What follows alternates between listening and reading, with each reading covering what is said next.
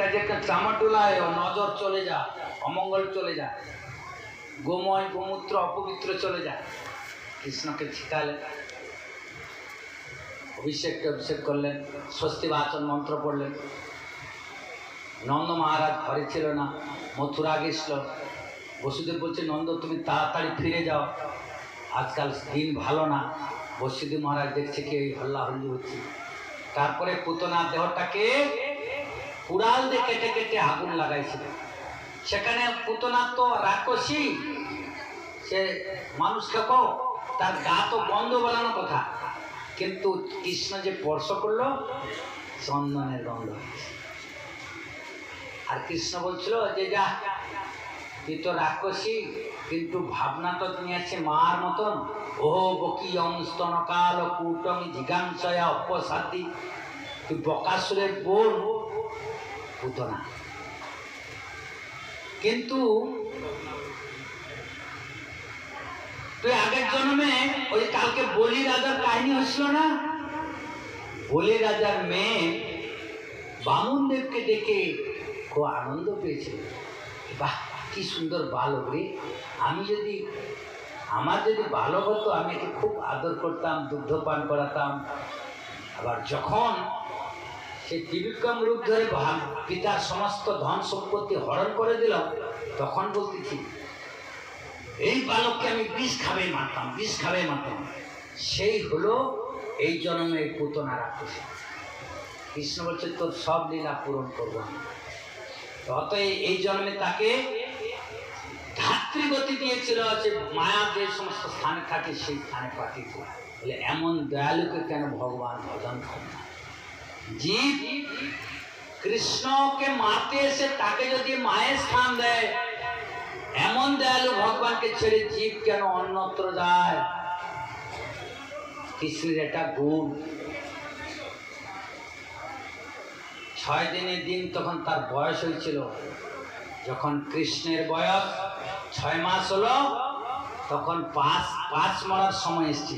হামাগুড়ি দিদি তো উল্টি পাল্টি পড়ে না, তখন থালা বাসন ধুয়ে উৎসব টুৎসব হয়েছে, থালা বাসন দিয়ে।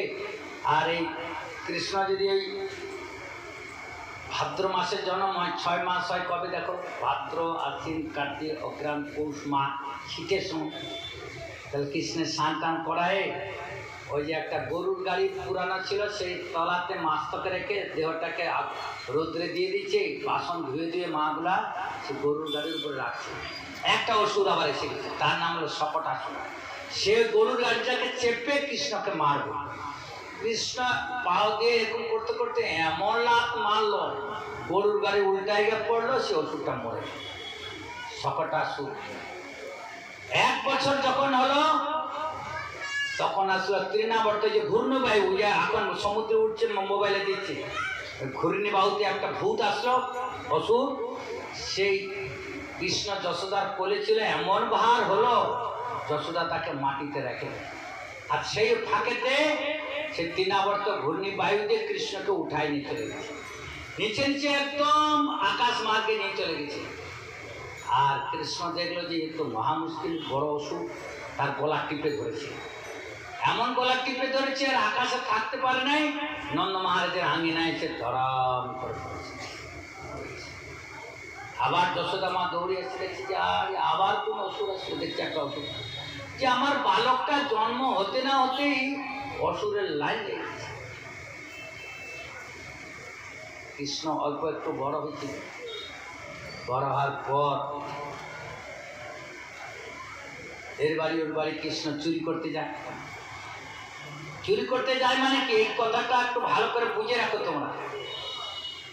এত সুন্দর হয়েছে কৃষ্ণ, সর্ব ব্রজবাসী মায়েরা তার সন্তানকে থেকে যশোমতীর সন্তানকে বেশি ভালোবাসে। আর মনে মনে বলে, কৃষ্ণ তুমি কি শুধু যশোমতীর ঘরে কি খালি মাখন মিশ্রি খাবে নাকি? আমরা কি তোমার মা না? আমাদের ঘরে তুমি আসবে। বলে প্রার্থনা করি। আবার কৃষ্ণ যখন সেই ছোট ছোট পাওয়া নিয়ে হাঁটতে হাঁটতে যায়, সখা টকাকে ডাকে, তখন গিয়ে একটু মাখন টাখন খায়। দেখেন যে আর কৃষ্ণকে দেখা পায় না। যশোমতী মা বলে, যশোমতী মা তোমার গোপাল না আমার বাড়ি থেকে মাখনটা খেয়ে আসবে। অথচ ওরা ডাকে, না ডাকলে তার ঘরে কেন যাবে? এইটা হলো তাদের বাল্য চপ্পল। একটা মা, গুজরি মা, তার নাম গুজরি। একটু বাল্যলীলা সম্বন্ধে বলে একটু ভালো লাগবে। সে গুজরি মানে কি, ছোট জাতে তোমাদের এখানে বলে না, যারা ঝাড়ু দেয় তাদেরকে একটু একটু নিম্ন চোখে দেখো না, যে অপবিত্র থাকে। ব্রজে যারা ঝাড়ু দেয় তারা ব্রজবাসী, কিন্তু তাদেরকে বলে গুজরি জাতি। তো সে ব্রজবাসী বলে ভক্তরা, আমরা দূর থেকে তো তারা পবিত্র, কিন্তু স্থানীয় যারা ব্রজবাসী তারা একটু মনে করেন তাকে গুজরি বলে একটু একটু কম মানে সম্মান দেয়। সেই গুজরি বলছে, কৃষ্ণ তুমি সব মায়ের বাড়িতে দুগ্ধ দধি খেতে যাও, কেন আমার বাড়িতে তুমি আসবে না? আজকে আমি ঝাড়ু দিতে যাব না, আমি গোবর দিয়ে সারা আঙিনা লিপবো, নয়া নয়া হাড়িতে তোমার জন্য দই বসাবো, দুধ বসাবো, তুমি কিন্তু বাঁশি বাজাতে বাজাতে আসবে। আজ মেরে আঙিনা মে আইও নন্দলাল, आइयो गोपाल, दर्शन की प्यासी गुजरिया, आंगना में आयो ने तो बंसी सुनाइयो, मिठी मिठी बातिया बताइयो नंदलाल, आइयो गोपाल, दर्शन की प्यासी गुजरिया। कड़ी कड़ी मटकियान में भोली भाली गायन को, तेरे लिए दही करो राखो नंदलाल, आओ गोपाल, दर्शन की प्यासी गुजरिया। से गुजरी সেদিন যমুনায় স্নান করে ভালো কাপড় পরে সারা আঙিনা লিপে মুছে আর নতুন নতুন হাড়িতে দই দুগ্ধ রেখে আর ভগবানকে প্রার্থনা করছে। আর কৃষ্ণ ঠমকে ঠমকে আর নৃত্য করতে করতে বংশী বাজাতে বাজাতে গুজরি বাড়ি এসছে, আঙিনা এসে বংশী নাচ করছি। হ্যাঁ, আর গুজরি আনন্দের সে কৃষ্ণকে হাতে তালি দিচ্ছে আর আনন্দ নিচ্ছে। এই সমস্ত ব্রজলীলার মধ্যে খুব সুন্দর আর একটা গোপীর কথা বলি, তার নাম হলো ভোলি ভালি গোপী। ভোলি ভালি গোপী সে দেখে কি প্রতিদিন দধি দুগ্ধ হাতে রাখে, আর কৃষ্ণ তার সখা টখা নিয়ে এসে কোন ফাঁকেতে সে দধি দুগ্ধ খেয়ে চলে যাবে, আর ভোলি গোপী টেরই পায় না। কৃষ্ণ কখন আসে আর কখন যায় টের পেলাম না। আজকে না কৃষ্ণকে ধরবো, যশোদী মাকে বলি, যশোদী মা মানে না। ঠিক আছে, আজকে না ওই যে বড় ঘন্টাটা আছে না, ওই বড় ঘন্টাটা ওই মাখনের হাড়িতে বেঁধে রেখে দেবে। কৃষ্ণ আসলে তো ঘন্টাটা নড়া হয়ে যাবে, আওয়াজ পাবো। এই বলে সখা টকা নিয়ে কৃষ্ণ পৌঁছে গেছে। পৌঁছে যাওয়ার পর তো সখা মধুমঙ্গল, অর্জুন ঘোষ, দিশদাম সুদাম, দাম্বু সুদাম, আরে ভাই আজকের মা না কি চালাকতে ভোলি বা গোপী, ও শিক্ষার মধ্যে ওই ঘন্টা বেঁধে দিছে যে আমরা আসলে টের পাবে। তোমাদের এদিকে তো কোনো শিক্ষা টিকা দেখতে পাই না। ওই শিক্ষাটা মানে কি তার এমন করে চারটা তার ই হবে, পা হবে, এরকম করে বাঁধবে, ওর মধ্যে হাড়ি বসাই দেবে। হ্যাঁ, আর তার পিছন পিছন দিকে ফাঁকা থাকে। হ্যাঁ, তাকে শিক্ষা বলে। শিক্ষার তলাতে ঘন্টি ঝুলে রেখেছে। তখন কৃষ্ণ বলছে, দেখ মধুমঙ্গল, অর্জুন ঘোষ, সিধা আমি কিন্তু দুই হাতে ঘন্টিটা ধরে রাখবো যাতে না বাজে, আর তোরা কিন্তু ফটাফট মাখন খেতে শুরু করবি, তারপরে আমার বেলা আমি দেখে নিব, আর খেয়ে তোরা সব সরে যাবে। এই বলে কৃষ্ণ কি করেছে, একটা সখার পিঠে চড়ে ঘন্টিটা আস্তে পিষ্টে ধরছে। সব সখা যখন খেয়ে চলে গেছে, লাস্টে কৃষ্ণের পালা। কৃষ্ণ যখন হাত ঢুকাই দিচ্ছে, ঘন্টিটা টিং করে বেজে উঠছে। এই ঘন্টি তুই বাজলি কেন?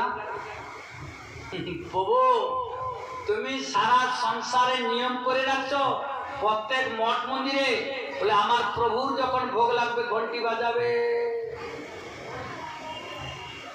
তো আমার কি দোষ? তুমি তো নিয়ম করে রাখছো।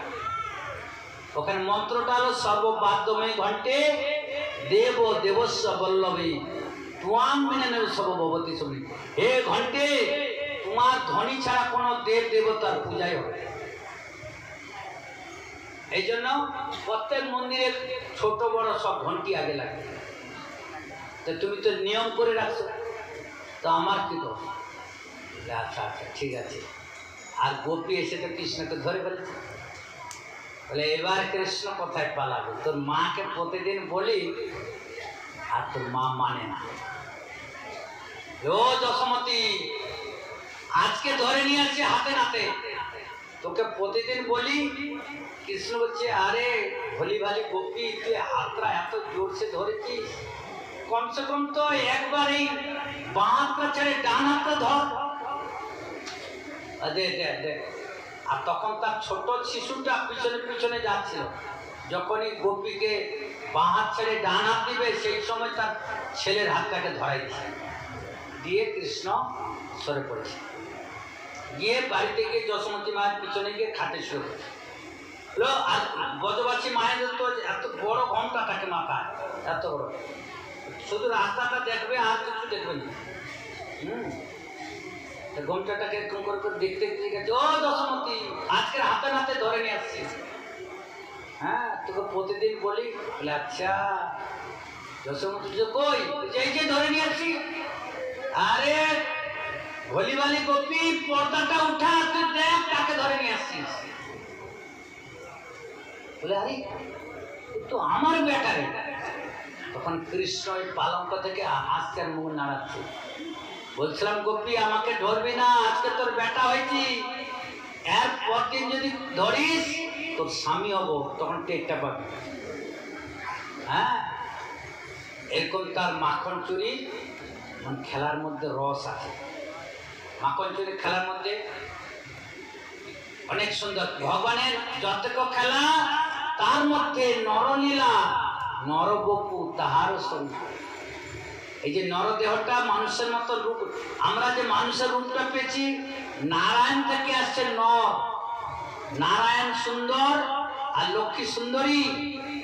মায়ের আলো লক্ষ্মীর মতন আর পুরুষের আলো নারায়ণের মতন। তখন কৃষ্ণ, গোপীরা যখন বারবার বলছে তোমার কৃষ্ণ চুরি করে, তোমার কৃষ্ণ চুরি করে, যশোমতী মা বলছে আজকের আমি নিজে হাতে দধি বানাবো, মাখন বানাবো। ওইটা হয়েছিল যে দীপাবলির পরের দিন, কার্তিক মাসে। যশোমতী ভোরবেলা উঠে আর দধি ভান্ডিতে দিয়ে আর চরমর চরমর করে মাখন বার করছে আর গান করছে, গোবিন্দ দাম দরমাধবেতি, হে কৃষ্ণ হে যা দবহে সখেতি, মাতা যশোদা হরি কো জাগাবে, জাগো মন আপনি দতেজো, বারে কারে গোপালারাইয়ে, গোবিন্দ দাম দরমাধবেতি, কৃষ্ণ হে যা দবহে সখেতি, গোবিন্দ দাম দরমাধবেতি। देहांत काले तो सामने हो, बंशी बजाते मन को लुभाते, कथा जहीना तन्नाथ तेगु, गोविंद दामो दरमाधवेति, गोविंद दामो दरमाधवेति, गोविंद दामो दरमाधवेति। গোপীরা কৃষ্ণ ভাবে ভবান্বিত হয়ে তারা কৃষ্ণ গুণগান করতে। যশোমতী মা কার্তিক মাস দীপাবলির পরের দিন মৃদু মৃদু ঠান্ডা পড়েছে। যশোমতী মা চিন্তা করলেন আমার গোপালের মনে হয় চাকর বাকরদের সেবা হয় না, আজকের আমি নিজে হাতে গোপালকে ভোজন করাবো। আর সে ভোর 3টার সময় উঠে আর গোপালকে বিছনাতে রেখে এসে আর সে দধি মন্থন করছে। তার পরনে ছিল সুন্দর পট্ট শাড়ি, মাথায় ছিল সুন্দর ফুলের মালা, আর কানে ছিল কুণ্ডল, হাতে ছিল কঙ্কন, আর চরমর চরমর করে তিনি যখন সেই দধি মন্থন করছে হাতে চুড়িগুলো ঝনঝন ঝনঝন করে বাজছে, শরীর দুলতিছে, মাথার চুলে কুণ্ডলগুলো সুন্দর নৃত্য করছে, আর ধর্মবিন্দু সেই মুক্তার মতন ঝরে ঝরে পড়ছে। এমন সুমধুর কীর্তন হচ্ছে, গোপাল বিছনা থেকে ঘুম ভেঙে গেছে। এত প্রভাতকালে আমার কি কোনো গান করি? ভগবানকে যখন যে প্রভাতী কীর্তন হয় না, প্রভাতী কীর্তন, প্রভাতী ভৈরবী সুরে যদি প্রভাতী কীর্তন হয়, ভগবান আর থাকতে পারে না। দেখিয়ায় অরুণোদয় বৃন্দা দেবী ব্যস্ত কুঞ্জে নানা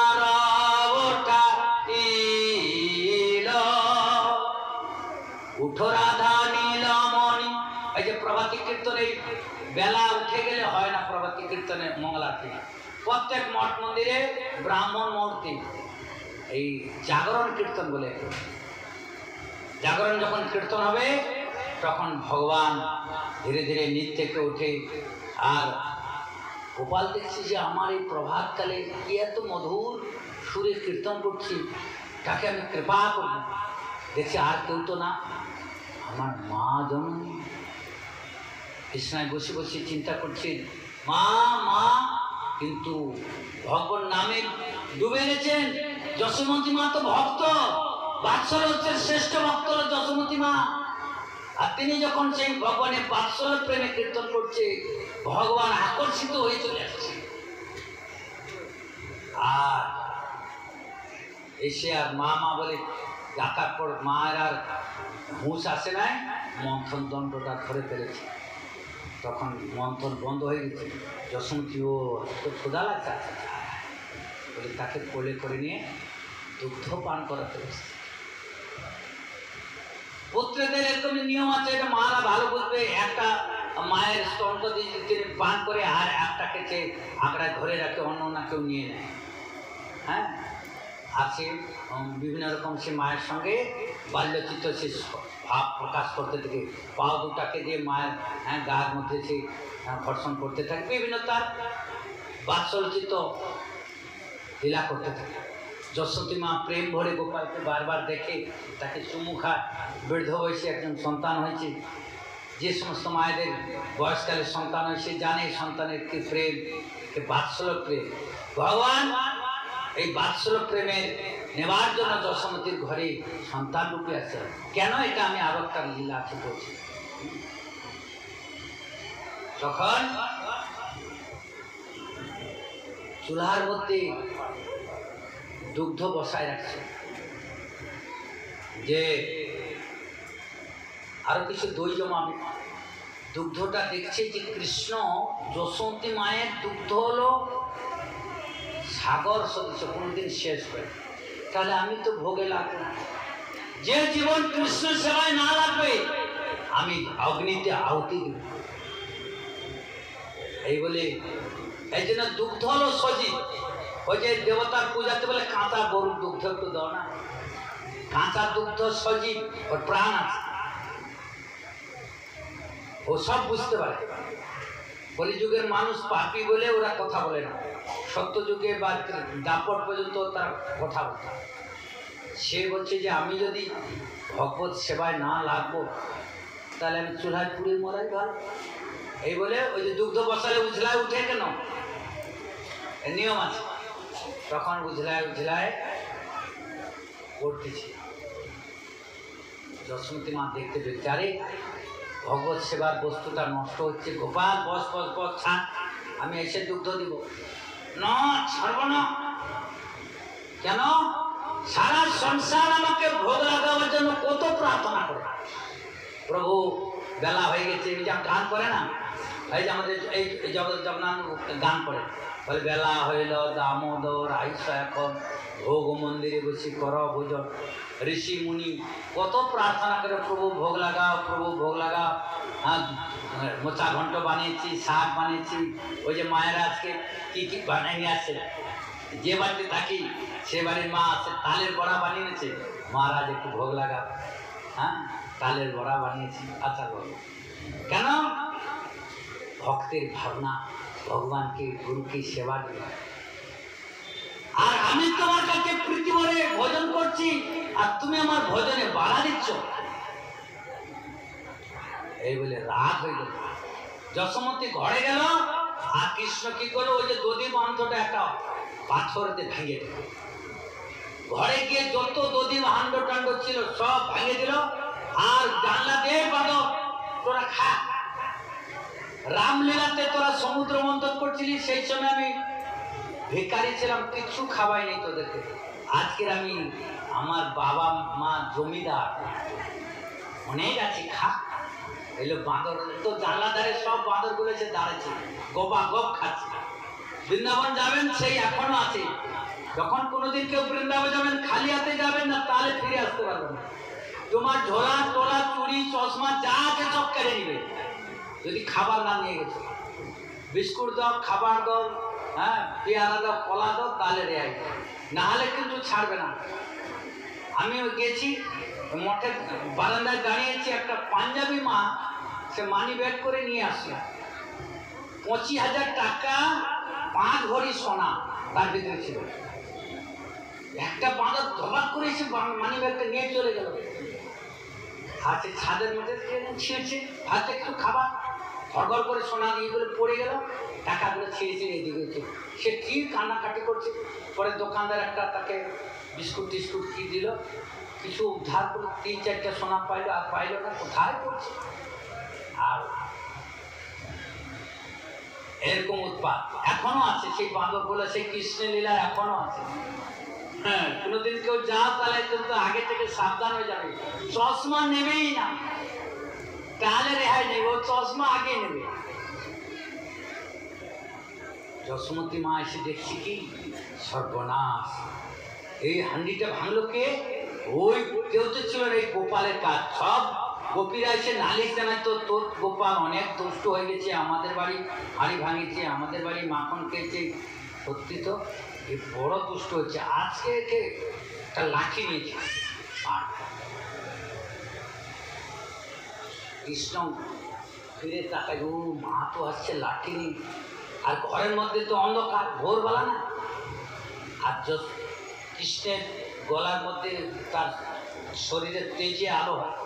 যশোমতী মা তো দেখতে পাচ্ছে না, এদিক ওদিক দেখছে, আর হাতের ফাঁক দিয়ে কৃষ্ণ ছুটে পড়ে কোথায়? রাস্তার। যশোমতী মা বলে, আজকে তুই কোথায় যাবে? কৃষ্ণ ভাবছে আমার মা রাজরানী তো কোনোদিন রাস্তায় বেরোবে, কলিযুগের মা না তো, বাজারে যাবে, এখানে যাবে, সন্ধ্যাবেলায় যাবে।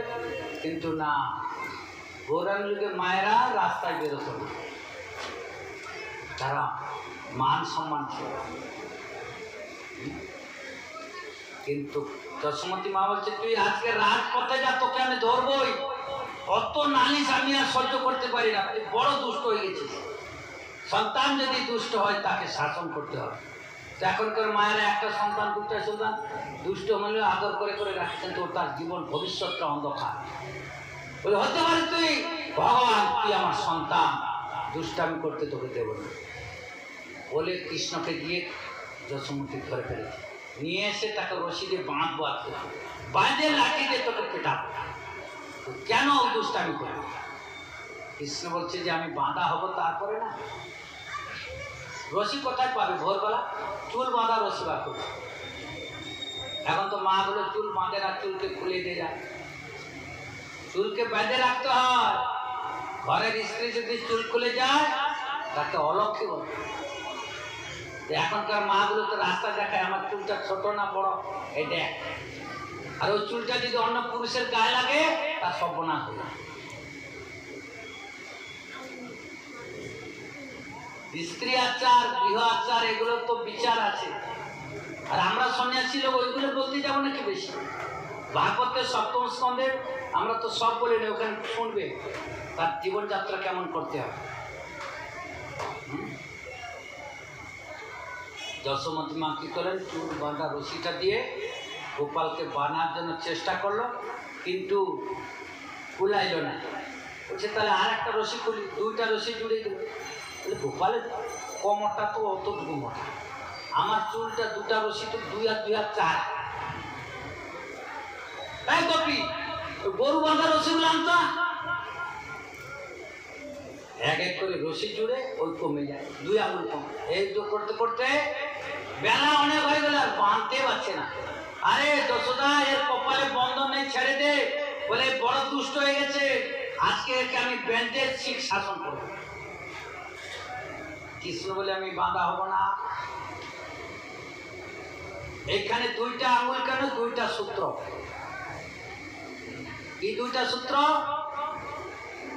এটা বলতেছি। যখন করতে করতে অনেক যশোদা ঘামটা বেড়ে গেছে, কৃষ্ণ দেখছে যে ভক্তের কষ্ট হচ্ছে, তখন তিনি বন্ধন স্বীকার করলেন।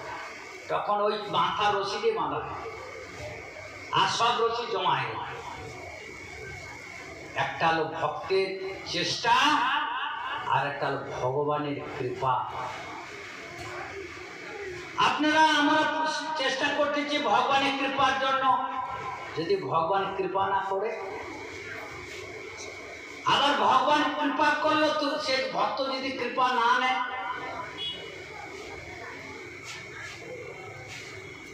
বাচ্চাটাকে মা দুগ্ধ পান করার জন্য চেষ্টা করছে, যে বাচ্চা যদি দুগ্ধ না টানে হবে, বাচ্চাকেও দুগ্ধ পান করার জন্য আপত্তি মিনতি করতে হবে, মাকেও দিতে লাগবে।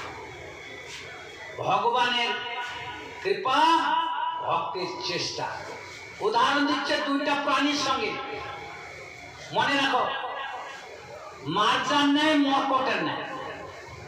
মার্জা মানে বিলাই, বিলাইটার বাচ্চাকে কি করে মাথায় কামড়ায় ধরে, আবার বাঁদরের উল্টা, তার বাচ্চা মাকে কামড়ায় ধরে। মা কাছে কাছে লাফায়, বাচ্চা ধরে রাখে, আর বিলাইটার বাচ্চাটাকে মুখে নিয়ে কোথায় কোথায় নিয়ে ঘুরে বেড়ায়। তাহলে 2টা দৃষ্টান্ত দিয়েছে, যে বাঁদরের বাচ্চাটা বলে আমি মা তোমায় ছাড়বো না, আর বিলাই বাচ্চাটা বলে মা তুমি যেখানে রাখো আমি ওইখানে। গুরু আদেশ করলো শিষ্যকে, এই ঘোষকাডাঙ্গার মন্দিরে তুমি থাকো, ভজন করো। আচ্ছা, যত কষ্ট করে থাকে, আবার গুরুর কৃপা। কৃপা সিদ্ধ বড় না সাধন সিদ্ধ বড়?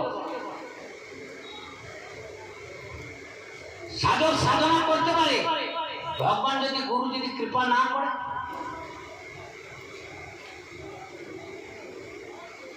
বুঝতে পারছো না? আরো উদাহরণ দিয়ে বুঝাই দেব। জগন্নাথের বাবা 10 বিঘা জমি ছিল। বাবার তো অনেক সম্পত্তি আছে, কিন্তু ছেলে বাবার কথা শুনে না, তাহলে বাবা তাকে দিল না। আর সেই ছেলে কি করে, নিজে পরিশ্রম করতে করতে করতে করতে সে টাকা জমায় জমায় জমায় জমায়, সে 10 কাঠা, আধা বিঘা, 1 বিঘা এরকম করে ঘর বানাইলো। বিয়া করে করতে করতে অনেক দিন লাগবে সেই 10 বিঘা জমি কিনতে। এটা হলো সাধন সিদ্ধ। আমি ভজন আজকে হরিনাম করি, কালকে ভাগবত শুনি, কালকে এই করি, করতে করতে কত কষ্ট, কিন্তু গুরু সাধন ভজন করতে করতে হৃদয়ে তার জমায় রাখছে। কত তীর্থ করেছে, কত ধাম করেছে, কত ভাগবত করেছে, কত বেদ পড়েছে।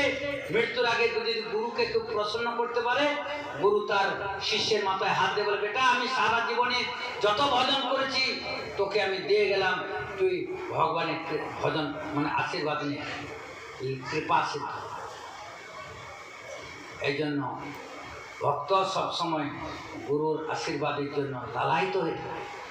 গুরুকে কোনোদিন দুঃখ দেবে না, তার কথা কোনোদিন অবজ্ঞা করবে না। যশোমতী মা এত চেষ্টা করলেও ভগবান তাকে যখন কৃপা করবে না, যশোমতী ছাড়বো না, তখন ভগবান কৃপা করে দিল, যশোমতীর বাধা। যশোমতী বলছে, যা অনেক পরিশ্রম হয়ে গেছে, যা গোপী এক কাজ করতো, এ দুষ্ট হয়ে গেছে, কোথায় পালাবে, ওকে ওই যে উখলটা নিয়ে উখলে বেঁধে রাখ। হ্যাঁ, উখলে বেঁধে যশোমতীর পরিশ্রম হয়ে গেছে, ঘরের ভিতরে চলে গেছে। আর কৃষ্ণ দেখছে এখন কেউ নাই। আমার একটা ভক্ত ছিল নারদ, দুইটা সাধুকে অভিশাপ দিছিল, নলকুবের মণিগ্রীব, সেই ধনকুবেরের পুত্র, তারা দেবতা হয়েও মদ খাইছিল, সাধুকে দেখে প্রণাম করেন। বলছে সাধুকে দেখে যে প্রণাম না করে তার সাজা হলো বৃক্ষজনী। বৃক্ষরা 5 দিন সাধু যায় বৃক্ষরা প্রণাম করতে পারে, মাথা তার উঁচা। যে সাধুকে দেখে যে মাথা নোয়ায় না, তার সাজা হলো বৃক্ষজনী। শুনে রাখেন, ভারত ভূমিতে জন্ম হয়েছে তো ঋষি মুনির দেশ। কালকে বলছিলাম না, ভাগবত এসে যে কীর্তন না করে তার মাথায় সব পাপ চাপে। আজকে একটা উদাহরণ দিলাম, যারা গুরুকে দেখে, ভগবানকে দেখে, ভগবানের মূর্তি দেখে, সাধুকে দেখে, পিতা মাতাকে দেখে প্রণাম করে না, তার অভিশাপ হলে তারা অভিশাপ দেবে না, সে অবজ্ঞার ফলে তার পরের জন্মে বৃক্ষ জন্ম। শুনে রাখে না, বৈষ্ণবদের কিয়া যে না নয় মুন্ড, তার মুন্ড পড়ে গিয়া নরকের কুণ্ড।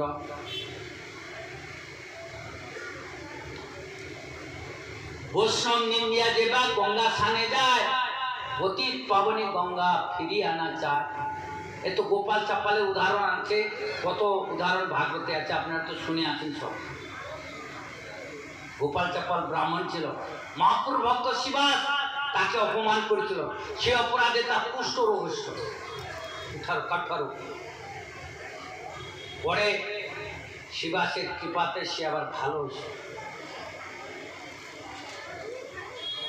যমলার্জুনকে যখন স্পর্শ করলো, যমলার্জুন বৃক্ষটা পড়ে গেল, সেখান থেকে উদ্ধার হলো। নন্দ মহারাজ তখন সেই আসছে, বলছে যে বাবা বাবা আজকে মা আমাকে খেতে দেয় নাই, আবার মারছে, আবার বেঁধে রাখছে, বাবা আর মার কাছে যাবো না, তোমার কাছে যাবো। নন্দ মহারাজ, আরে বৃদ্ধ বয়সে একটা সন্তানের যে যশোমতী এত নিঠুর হলো কবি, আয় আয় গোপাল আয় বলে তার বন্ধন খুলে দিয়ে কোলে উঠায় নিল। বলে মা বাবা আর মার কাছে যাবো না। কেন রে গোপাল, এত দুঃখ কেন? দেখো মা বাবা, আজকে সে ভোরবেলা থেকে মা কত মেরেছে, আর খেটে যায় না, আবার পেঁধে রাখছে, মার কাছে যাবো না। এই কথাগুলো নন্দরানী শুনছে আর ফুপি ফুপি কাঁদছে। সত্যি তো, এক ধন নীলমণি, তাকে আমি লোকের কথা শুনে আমি কত তাকে শাসন করেছি। তা নন্দ মহারাজ যশোমতীর দিকে তাকায় আর গোপালকে বলে, গোপাল আচ্ছা ঘুম আসলে কোথায় ঘুমাবি? কেন তোমার কোলে? বলে খিদা লাগলে কোথায় খাবি? বলে তোমার কাছে। বলে আমার তো দুধ নাই, স্তন নাই, আমার কি খাবি? আর তোর মা যশোমতী যদি ইয়া হয়ে যায়, ইয়া। তখন গোপালের মনটা খারাপ। হ্যাঁ, এই দেখ তোর মা কাঁদতেছে, হায় সকাল থেকে খায় না। হ্যাঁ, না না মার কাছে যাবো, মার কাছে যাবো। নন্দ মহারাজের কাছ থেকে যশোমতীর কাছে কৃষ্ণ চলে গেল। তখন যশোমতী 14 বার চুমু খাচ্ছে, আদর করছে। গোপাল আর কোনোদিন লোকের বাড়ি চুরি করবে না, চুরি করা মহাদোষ। পিতামাতা হয়ে সন্তান যদি চুরি করে, তাকে যদি দেখে পিতামাতা না শাসন করে, ভয়ঙ্কর অপরাধ, তার জীবনটা নষ্ট হয়ে যাবে। একটা মায়ের একটা সন্তান ছিল, মা মারা গেছে, মাসির কাছে সন্তানটা বড় হচ্ছিল। সে এই বাড়িতে শশা চুরি করে নিচ্ছে, তার বাড়ি থেকে ফুল চুরি করে আনে, তার বাড়ি থেকে কাপড় চুরি করে আনে। এই করতে করতে মাসি কিছু বলে, মা মারা সন্তানটা কি বলবো, এই করতে করতে একদিন এমন চুরি করেছে, পুলিশ তাকে ধরেছে, তা ফাঁসি হবে। বলে এই তোর কে আছে, তোর মনের বাসনা কি? বলছে যে আমার একটা মাসি আছে। প্রভু, পুলিশ তখন ছুটল, মাসিকে নিয়ে আসলো। সে কাঠ করায় বাঁধা। বলে মাসি, ছোটবেলায় যখন আমি শশা চুরি করছিলাম, ফুল চুরি করছিলাম, এটা চুরি করছিলাম, তুমি কান ধরে আমাকে বলো না এটা অন্যায় হচ্ছে। এখন আমার মৃত্যু হচ্ছে তোমার কারণে, আমার তুমি কাছে আসো মাসি, একটা গোপন কথা বলবো, আসো। বলে মাসি আসছে। বলছে মাসি কানে কানে বলবে। বলে মাসি যখন আসছে হা করে তার কানটা কেটে দিচ্ছে। মাসি চায় কান কাটা, সংসার দেখো কান কাটা মাসি। বলে আমার কান ধরে তুমি কোনোদিন বলো না এটা অন্যায় হচ্ছে। আজকে আমার মৃত্যুর যে মূল্য হলো তুমি। কলিযুগের মা, একটাই বাচ্চা, হ্যাঁ বাবু বাবু বলে তার তেল মাখায়।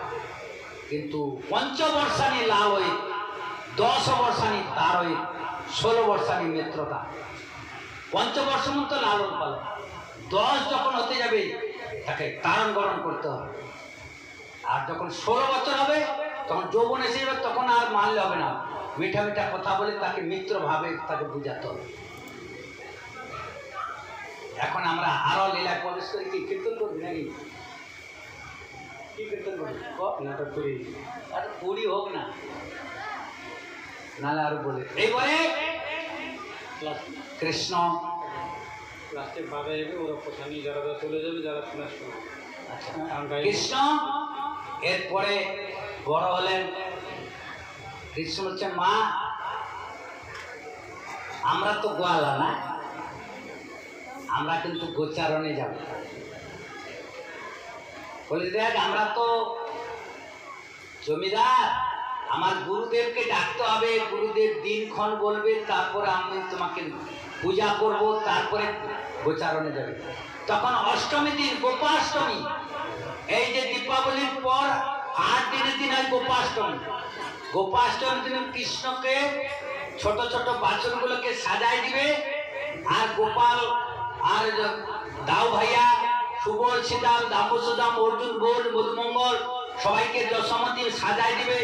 মাথায় ময়ূর পাকা বেঁধে দিবে, কোমরে পীতাম্বর বেঁধে দিবে, হাতে গরু চড়ানো লাঠি, পায়েতে বিছা, কোমরে ঝুমকুনি।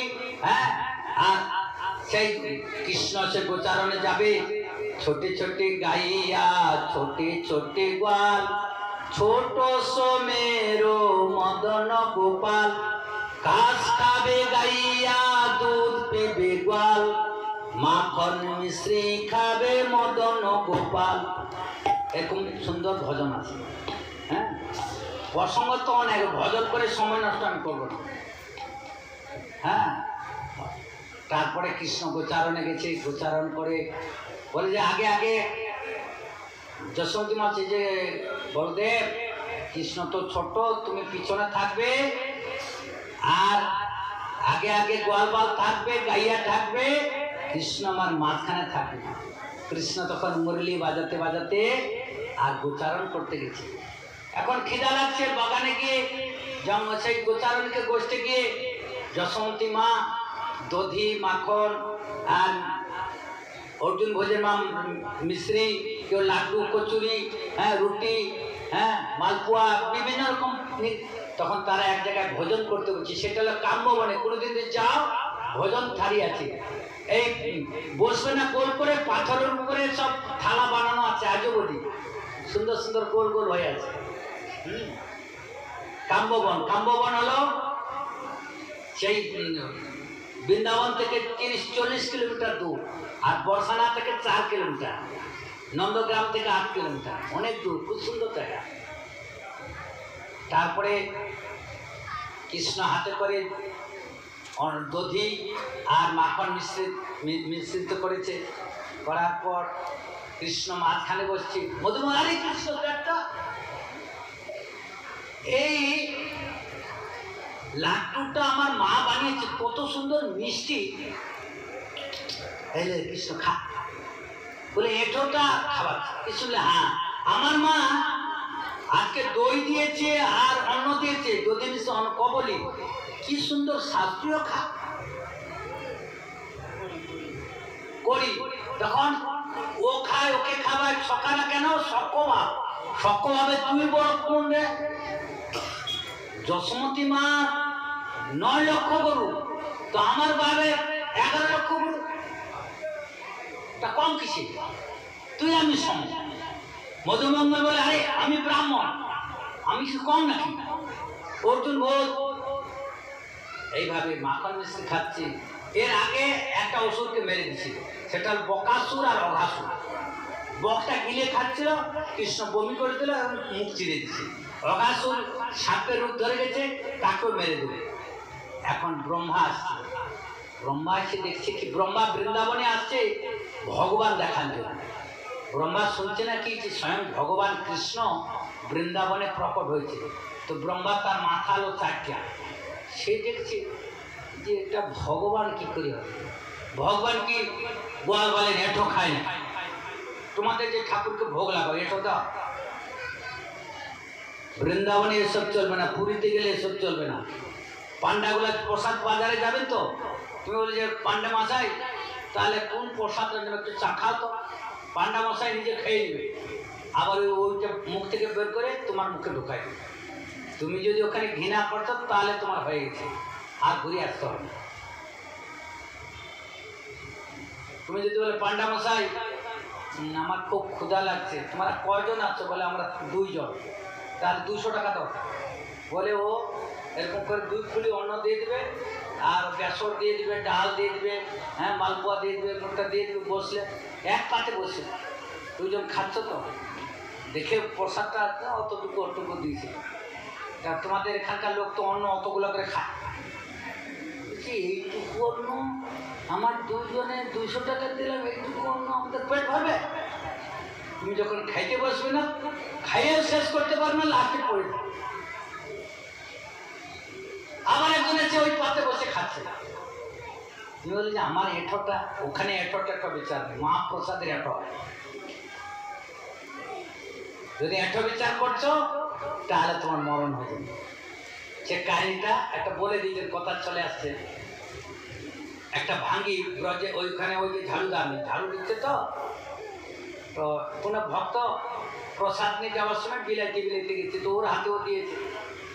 একজন ব্রাহ্মণ পূজা দিয়ে ওর মন্দির দিয়ে যাচ্ছে, সে বলছে ঝাড়ুদার নিতে, বলছে যে ব্রাহ্মণ ঠাকুর একটু প্রসাদ নাও। কেন পুরীতে প্রসাদ দিলে বেটে খেতে হবে, নিয়ম আছে। তো ব্রাহ্মণ বলছে আমি পূজা দিয়ে আসছি, তুই ভাঙ্গি নেয় প্রসাদ। ব্রাহ্মণটা বাড়ি যেতে না যেতেই তার মুখ বন্ধ হয়ে গেল, আর কথা বলতে পারে।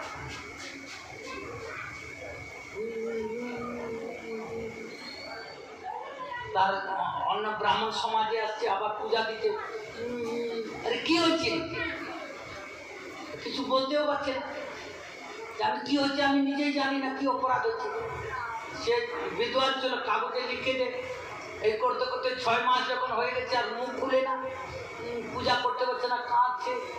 ডাক্তার কাছে কোনো কিছু হয় না। তখন তাকে পান্ডাগুলো বসিয়ে বলছে তুই ঠিক করে মনে কর কোথায় তুই অপরাধ করেছিস। তখন মনে করতে করতে বলছে আমি একদিন পূজা দিয়ে মন্দিরে বেরিয়েছিলাম, একটা ভাঙ্গি ঝাড়ুদার আমাকে বলছে মহারাজ প্রসাদ নয়। আমি তার হাতে প্রসাদ নেই, সেই তোর এই প্রসাদে অপরাধ। তুই শীঘ্রই গিয়ে সেই ঝাড়ুদারের কাছে ক্ষমা চেয়ে প্রসাদ খেয়ে আসবে, তাহলে তোর অপরাধ খণ্ডন। এখন সে ঝাড়ুদার সেদিন 6 মাস আগে কোন ঝাড়ুদার ঝাড়ু দিচ্ছিল, কোথায় খুঁজে পাবে তাকে? ঈশ্বরের ইচ্ছায় অনেকদিন পরে রাস্তা তার সঙ্গে দেখা, তখন যে ব্রাহ্মণ তার চরণে পড়ে যায়, হে ভাই ভক্ত। কেন পুরীতে যারা বাস করে তারা ভগবানের ভক্ত সব। সে কুত্তা বলো, বিল্লি বলো, ঝাড়ুদার বলো, গরু বলো, ব্রাহ্মণ বলো, ওখানে বাস করলেই ভগবানের কৃপা, সে মুক্তি। ধামের এত মহিমা। বলে আমাকে ভাই তুই একটু প্রসাদ বলে, আমি তো এখন ঝাড়ু দিচ্ছি, তার পাওয়া ছাড়ে না। পরে অন্যের হাত দিয়ে প্রসাদ নিয়ে এসে সে ভাঙ্গি একটু প্রসাদ দিল, ও ভক্তি ভরে খাইলো।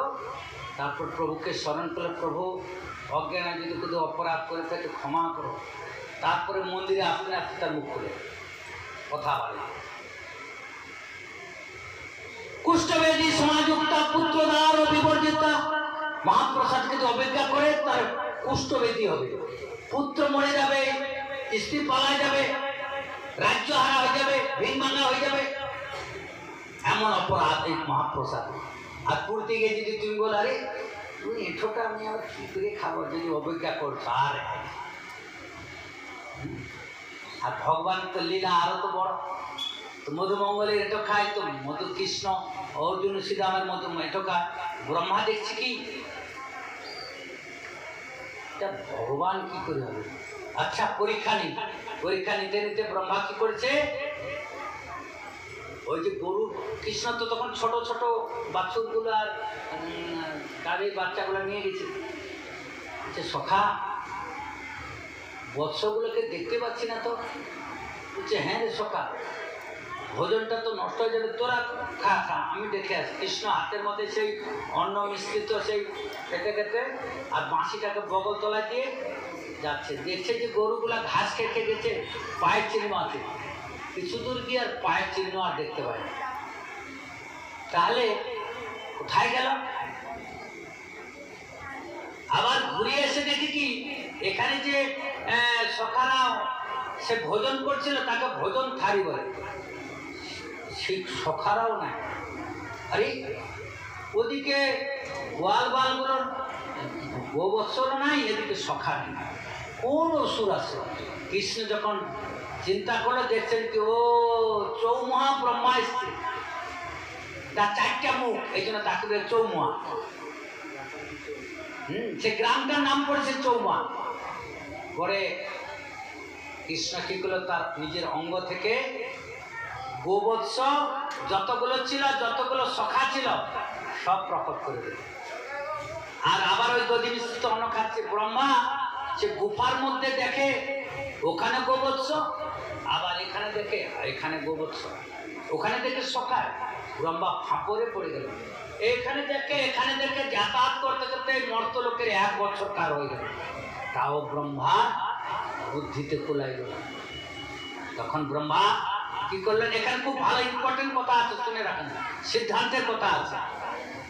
সে ব্রহ্মা তখন কি করলো না, সে গুফা থেকে বলছে এরা কারা, ভগবান, এই আমি তো ভগবান দেখতে আসলাম। তখন সে স্মরণ এলো, প্রভু আমি তোমার বুঝতে পারছি না, তুমি কে, কৃপা করে তুমি আমাকে দর্শন দাও। এই যা প্রার্থনা করছে, তখন ব্রহ্মা দেখছে কি সব কৃষ্ণময়, বাছুর কৃষ্ণ, সখা কৃষ্ণ, হ্যাঁ সব সংসার কৃষ্ণময়, খালি কৃষ্ণ কৃষ্ণ কৃষ্ণ। আমরা তো দেখি কি এই যে মন্দিরে আসছি, কৃষ্ণ আর দেখতে পাচ্ছি না, ওই ঠাকুরটা তো পাথরের ঠাকুর, চরণটা বাঁকা, কিন্তু বৃন্দাবনের কৃষ্ণ দর্শন পাই, হ্যাঁ তা তো পাই না। কারণ কৃষ্ণ দর্শন হবে প্রেম মাখা চক্ষু দিয়ে। কৃপা করে মায়া জাল উঠায় যখন আঁখি দেখে সুবিশাল চিন্ময় ভব, আমাদের মায়ার পর্দা দিয়ে ভগবান আর জীব মাঝখানে আটকানো হলো একটা পর্দা। যেরকম কোনো বাড়িতে আমি যে বাড়িতে থাকি সেই বাড়িতে দুয়ারে একটা পর্দা দেওয়া আছে, তা যখন ধ্যান ধারণা করি ওই পর্দাটা ছাড়া থাকে, তাহলে ওপাশে কে আছে দেখা যায় না। আমরা এরকম বদ্ধজীব, আমাদের মাঝখানে এরকম পর্দা দেওয়া আছে, সেটা হলো অবিদ্যারূপ পর্দা। যখন সদ্গুরু পাওয়া যাবে, সেই গুরুদেবের কৃপা হবে, অবিদ্যারূপ পর্দা দিব্য জ্ঞান দিবে, তখন সে পর্দা সরে যাবে, তখন সে ভগবত দর্শন করবে। ব্রহ্মাকে যখন কৃষ্ণ কৃপা করলো, ব্রহ্মা তখন দেখতে পেলে সব কৃষ্ণময়। ও আমি তো ভুল করি, এই কৃষ্ণকে আমি সাধারণ গোয়াল বাল বলে অভিজ্ঞা করছিলাম, কিন্তু প্রভু আমার নরলীলা করতে এসছে মনুষ্যচিত দেহ ধারণ করে, ওই জন্য আমি বুঝতে পারিনি। তখন সে গুফার মধ্যে যত সখা, যত গাভী হচ্ছে বাচ্চা ছিল সব নিয়ে আসলো, আর নিয়ে আসার সঙ্গে সঙ্গে তাহলে ডবল হবে তো, কিন্তু কৃষ্ণের দেহের গুলো আবার লুকায়। কৃষ্ণ ব্রহ্মা বুঝতে পারল না। তখন ব্রহ্মা চারটা মাথা দিয়ে কৃষ্ণকে প্রণাম করছে, বলছে জানন্তু নামে ভক্তা প্রভু। বলে কে জানে জানুক, আমি আমার চারটা মাথা দিয়ে প্রভু তোমার লীলাকে আমি জানতে পারলাম, আমি তোমার লীলাকে জানতে পারলাম। তখন তিনি একটা গ্রন্থ লিখলেন, ঈশ্বর পরম কৃষ্ণ সচিদানন্দ বিগ্রহ অনাদির আদি গোবিন্দ সর্বকারণের কারণ। তুমি আজকে রুক্মিণী বিবাহ বলতে নিয়ে যাব, আজকে 5 দিন তো, একটু ধৈর্য ধরেন। কয়টা বাজছে এখন? 9:30 বাজে, আধা ঘন্টা হয়ে যাবে। তখন ব্রহ্মা ভগবানের কাছে শরণ নিলেন। তারপরে কৃষ্ণ ব্রহ্মাকে কৃপা করে তিনি গোষ্ঠে আসলেন ব্রজে। আস্তে আস্তে কৃষ্ণ একটু বড় হলো। সেই গোচারণ লীলা পরে ব্রহ্মা একদিন যশোমতী মা পাকুয়ান ভাজছে। পাকুয়ান বুঝো? মালপোয়া, জিলিপি, লাড্ডু, কচুরি, রাবড়ি। বলে মা মা, মানে কিছু বলছে না, মা মা করছে। কৃষ্ণ জয় হবে, জয় হবে, সরে যা সরে যা, জয় হবে, মানে পূজা হবে। পূজার আগে খেতে নেই তো মা তো দেয় না। আবার এসছে কার কাছে? নন্দ বাবার কাছে। বাবা বাবা মা আমাকে দেন, জয় হবে, জয় হবে। নন্দ বলছে পূজা হবে, কার আগে খেতে নেই। কৃষ্ণ বলছে বাবা কার পূজা হবে? আরে আমরা তো গোয়ালা, আমাদের ধন হলো গোধন। আরে ইন্দ্র বৃষ্টি দেয়, বৃষ্টি দিলে ঘাস হয়, ঘাস গরু খায়, গরু দুগ্ধ দেয়, আমরা জীবন বাঁচি। তো ইন্দ্র পূজা করব। বাবা ইন্দ্র বৃষ্টি দিবে কেন? ইন্দ্র তো ভগবানের আজ্ঞাবাহক।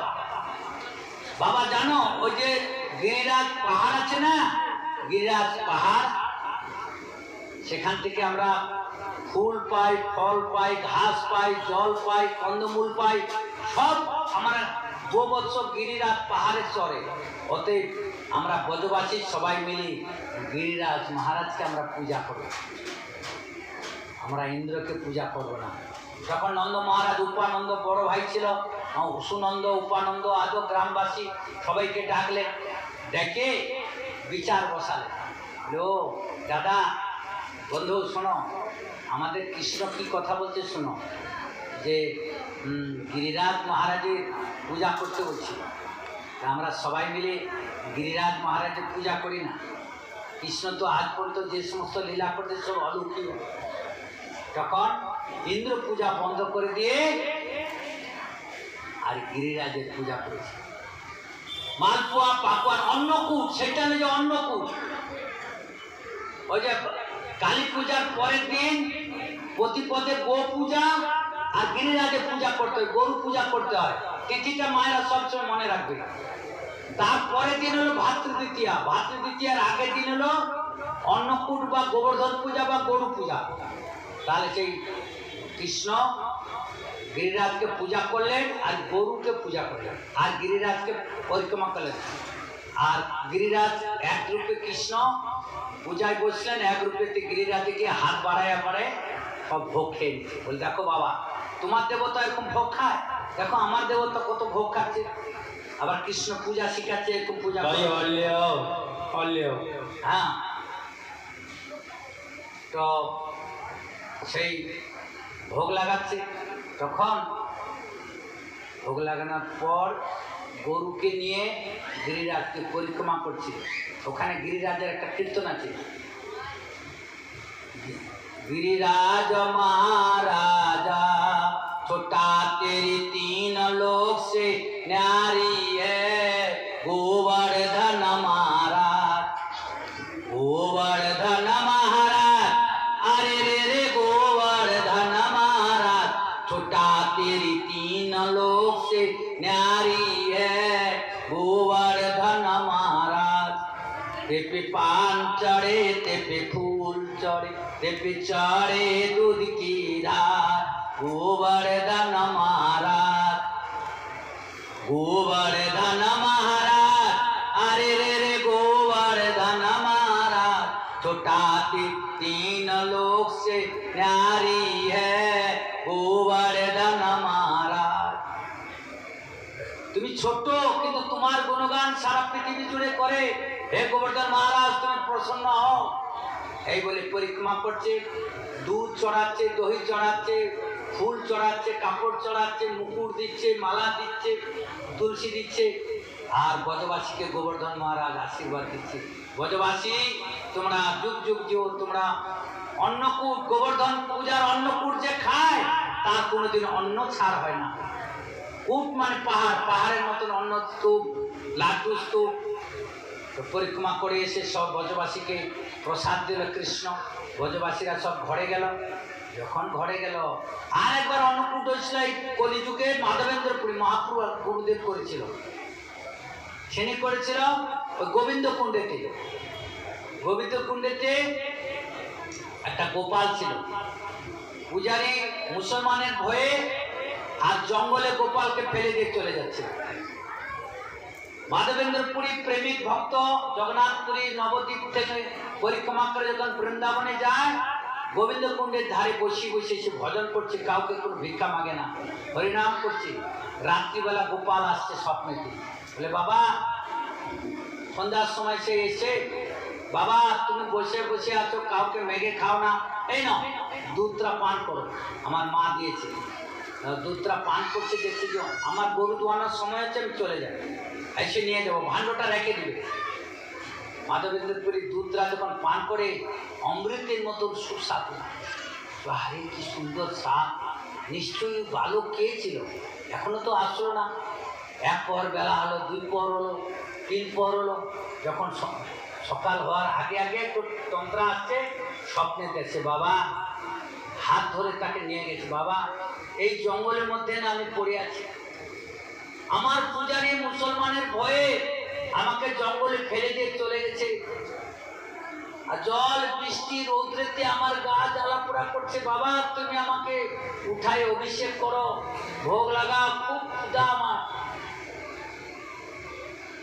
গোসাইয়ের স্বপ্ন ভেঙে গেল তাড়াতাড়ি করে ওইভাবে গেলেন দেখলেন যে একটা জঙ্গল খোঁজাখুঁজি করছে পায় নাই তখন গোপাল হাত বাড়াই দিচ্ছে সেখান থেকে ব্রজবাসীকে বলল মথুরায় তখন গ্রাম হে ব্রজবাসী ও গোপাল পকড় হয়েছে কোদাল কুড়ুল নিয়ে চলো সব ব্রজবাসীরা কোদাল কুড়াল নিয়ে আসলো জঙ্গল কাটলো তারপর গোপালকে বার করলো একটা মানুষ দাঁড়াইলে যত বড় হয় এত বড় গোপাল মূর্তি বার করে নিয়ে আসলো এখন ওই গোপাল না তোয়ারে আছে গোপাল ওই মন্দিরে রাখলো হ্যাঁ সে গোপালটা না তোয়ারে আছে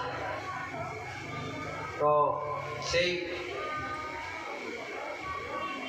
তখন অভিষেক করার জন্য ব্রজবাসীরা সব দুধ নিয়ে আসছে দই নিয়ে আসছে মাখন নিয়ে আসছে মিষ্টি নিয়ে আসছে ভোগ নিয়ে আসছে অন্ন নিয়ে আসছে লাড্ডু নিয়ে আসছে অভিষেক করলো গোসাই গঙ্গা জল দুধ দই দিয়ে যমুনার জল আদি দিয়ে সব স্নান করালো স্নান করে ভোগ লাগলো গোসাই দেখছে কি বহুদিনের খিদায় গোপাল খাইল সব খেয়ে নিয়েছে গুরুদেব বসে বসে বলছে গোপাল তুই তো বহুদিনের খিদায় সব খেয়ে নিলি আমার কত ভক্ত আসছে দেখো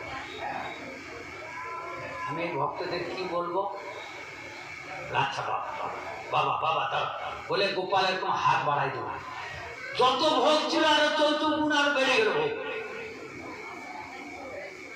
বাবা দেখছে যে গোপালের আশীর্বাদে ভোগ আরো বেড়ে গেল সব ব্রজবাসীরা প্রসাদ খেলো 1 মাস অন্নকূট হয়েছিল ব্রজবাসীরা প্রতিদিন ভোগ নিয়ে আসে প্রতিদিন গোপালের ভোগ হয় আর সেই থেকে আরো আনো আনোর গ্রাম পড়লো কেউ যদি গোবর্ধনে যায় সে আনোর গ্রামে সে গোপাল গোবিন্দ কুণ্ডের কাছে এখন গোপাল সেখানে আছে একজন ভক্ত সেই হরিয়ানা থেকে আসছে সে এসে গোপালের পূজা দিচ্ছে আর বলছে গোপাল তুই আমার গ্রামে চল আমি তোকে প্রতিদিন মাখন মিশ্রি খাওয়াবো ঘিয়ের লাড্ডু খাওয়াবো তোকে গান শোনাবো তোকে আদর করব, ঘুম পাড়াবো, আমি হাওয়া দেবো তোকে প্রতিদিন।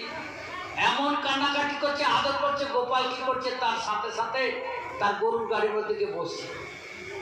আর সে ভক্ত কান্না করতেছে, গান করতেছে, গরুর গাড়ি সারা রাত চলছে। সে ভক্ত আর হুঁশ নেই। গোপাল তার কাছে বসে আছে। যখন ভোর হলো, উত্তরপ্রদেশ, পাঞ্জাব, হরিয়ানার বর্ডারের কাছে গিয়ে সকালবেলা গরুর গাড়ি দাঁড়ায় গেছে, আর গরুগুলো হাঁটছে। আর তখন তার নিদ ভাঙলো, দেখি কি গোপাল। গোপাল বলে আমি আর যাব না, আমি এখানে থাকবো। তাকে বলে না দ্বার, আজ অবধি সেখানে গোপালের তেল দিয়ে ভোগ হয় না কোনোদিন, সব ঘিয়ে।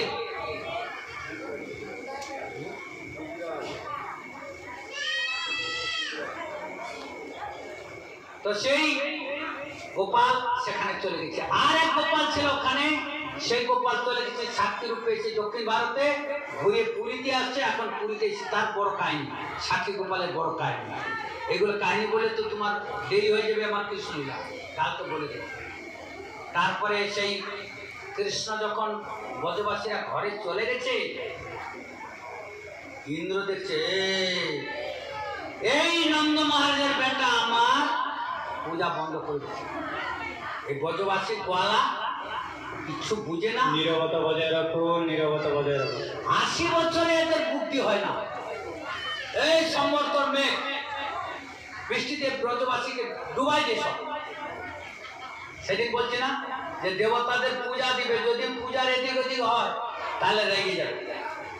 এই দেখো রেগে গেছে দেবতা।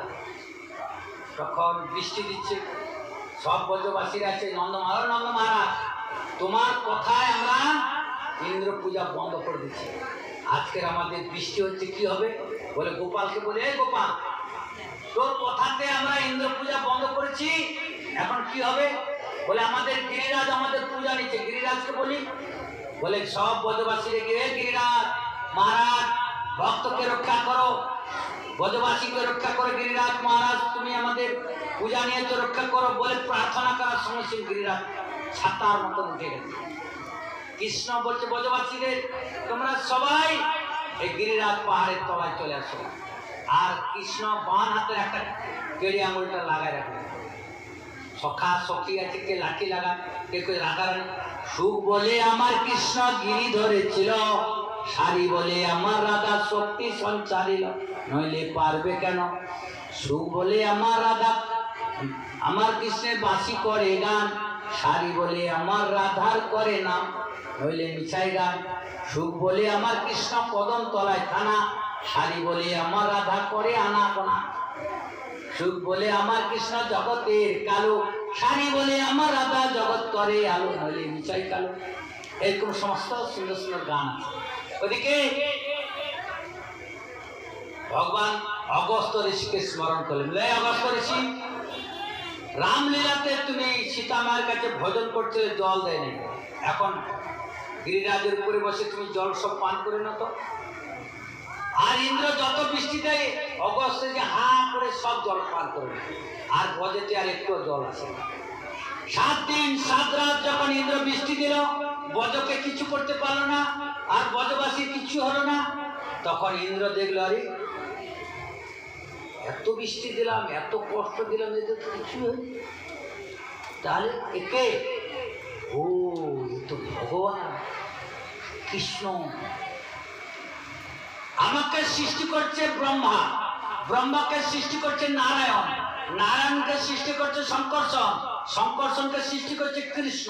আর সেই সাক্ষাৎ কৃষ্ণ আছে, আমার অনেক উপরবেলা প্রভু, আমি তো চিনতে পারি না।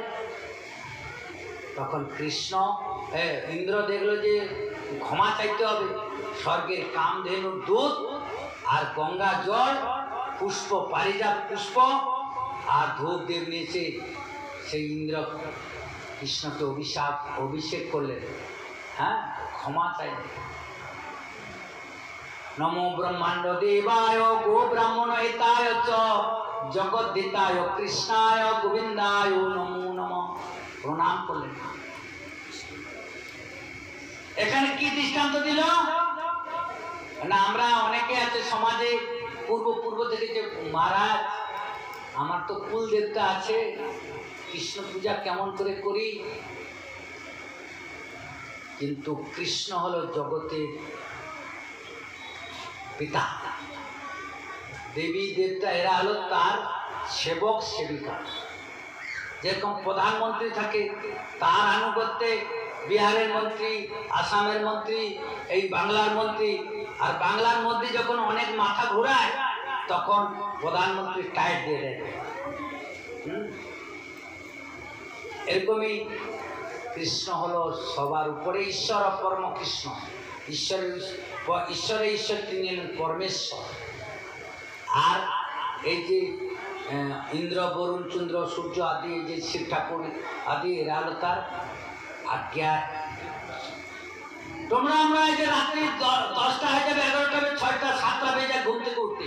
সূর্য দেবতার কোনোদিন ওই 6টা তো 6টা, কোনোদিন 1 মিনিট আগাবে? এত ঝড় বৃষ্টি হচ্ছে, কোনোদিন সেই চন্দ্র দেবতা তার উঠতে বন্ধ করেছে? এত গরম হচ্ছে, কোনোদিন হাওয়া আসতে বন্ধ করেছে? তারা তাদের নিয়ম ঠিক ঠিক পালন করছে, আমরা কিন্তু আমাদের নিয়ম পালন করি।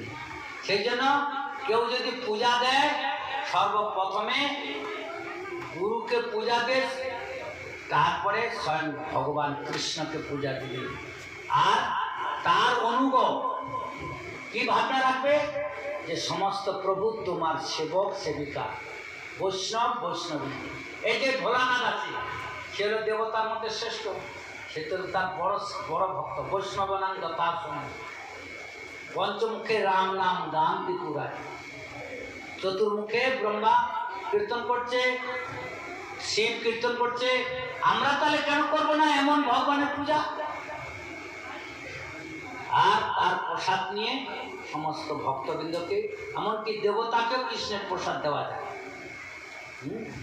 তারা জানবে শুদ্ধাচার করতে হবে, তাহলে তার কোনোদিন অসন্তুষ্ট হবে না।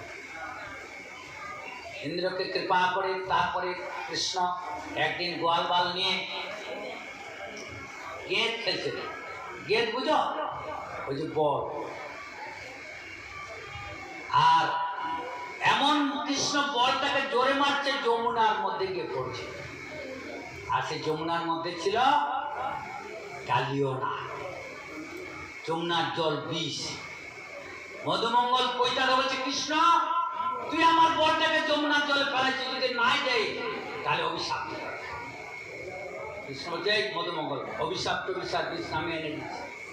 বলে কাপড়টাকে আঁচতে পিষতে বাইরে আর কদম্ব বৃক্ষের উপরে উঠছি, আর ওখান থেকে লাভ দিচ্ছে।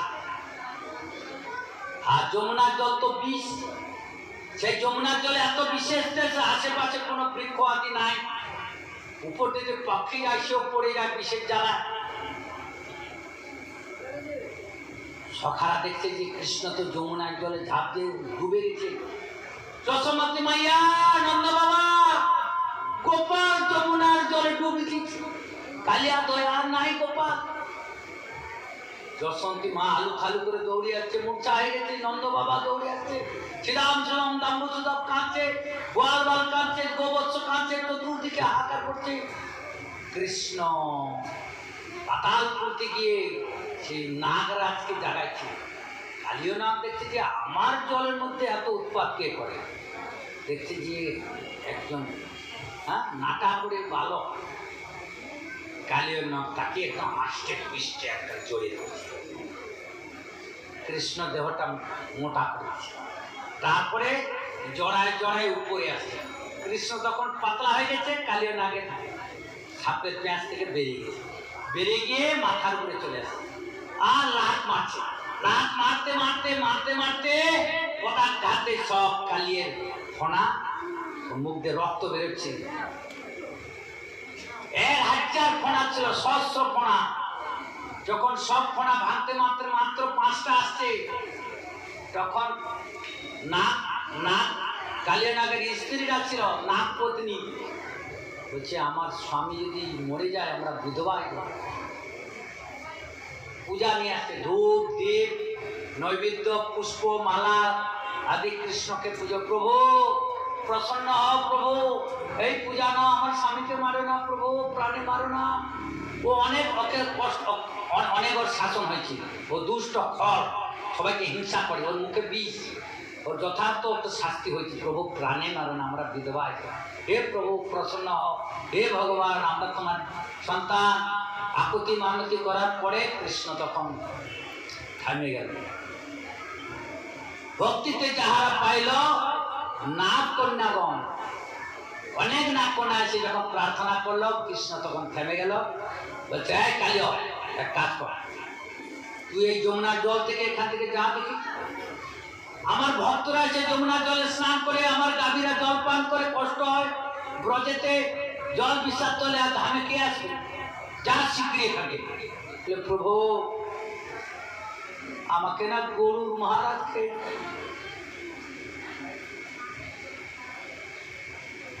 বলে আমি তোর মাস্টারকে চরণ ছাপ দিলাম। দেখবেন জাতি সাপের মাথায় একটু এস করা আছে, এটা হলো কৃষ্ণের চরণ। যা রমণক দ্বীপে সেখানে একটা দ্বীপ আছে, কালীয় নাগ সেখানে থাকতো, আর তার সব সাপগুলা ও রাজা বলে ওর কাছে সব ভেদ আসতো, আর গরুর মহারাজ সব খেয়ে নিত। এই গরুরের সঙ্গে কালিয়ার ঝগড়া হলো, গরুরের পাঞ্জার সহ্য করতে পারে না, কালিয়া দৌড়াতে থাকলো, দৌড়াতে দৌড়াতে এই যমুনার জলে এসে লুকাইছে। কেন? যমুনার জলের এখানে একটা কাহিনী আছে, আপনারা জানেন নাকি জানে না। সেই কাহিনীটা হলো, সৌভরী ঋষি বলে ওই যমুনার জলে তপস্যা করত। সেই সৌভরী ঋষি যমুনার জলে 10,000 বছর তপস্যা করছে। 10,000 বছর তপস্যা করতে করতে যখন গরুর মহারাজ ওই যমুনার জলে এসে তার আধার ধরতে আসতো, একদিন 2টা মাছ সেই সৌভরী ঋষির আসনের তলায় গিয়ে ঢুকে পড়েছে। ঋষি জিজ্ঞাসা করছে, আমার ধ্যান কেন ভাঙালি? ও প্রাণীর কথা বুঝতে পারত। বলছেন, ঋষিবর ওই গরুর আমাদের ধরতে আসে, ওই জন্য আমরা ভয়ে এখানে চলে আসি। গরুর হাত থেকে যদি যমুনার জলে আসে মারা পড়বে।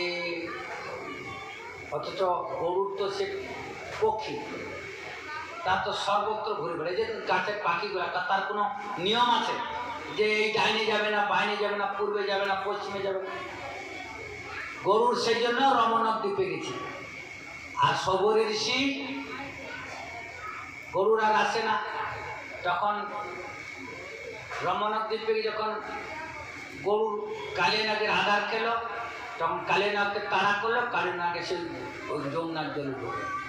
আর সৌভরী ঋষি যমুনার জল থেকে উঠে আসে, আর ধ্যান ধরে, আর ধ্যান ধরে না কেন? সৌভরী ঋষি বৈষ্ণব অপরাধ হয়ে গেল।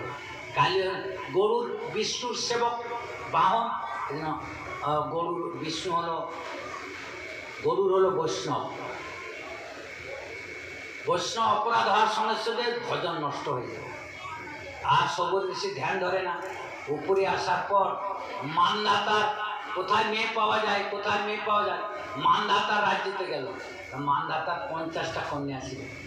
তো সৌভরী ঋষি বলছে, ও মানধাতা রাজা, আমাকে একটা কন্যা বিবাহ দেও না, আমি সংসার করব। বলছে যে বুড়া ঋষি গায়ে গায়ে হাড় চামড়া বেরিয়ে গেছে, বুড়াকে কেউ কন্যা দিবে? আমার কন্যাটার জীবন নষ্ট হবে।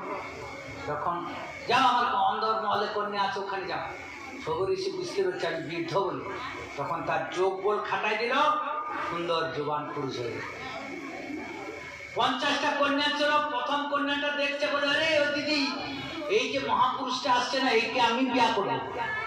তখন পরের কন্যাটা বলে, আরে দিদি, আমি আগে দেখছি, আমি বিয়া করব। এই বলে তাদের মধ্যে ঝগড়া লেগেছে। হ্যাঁ, তখন এই কাহিনীটা শুনে না, এটা খুব ইম্পর্টেন্ট কাহিনী, গরুর আর এই সৌভরী আর কালিয়ের কাহিনীটা।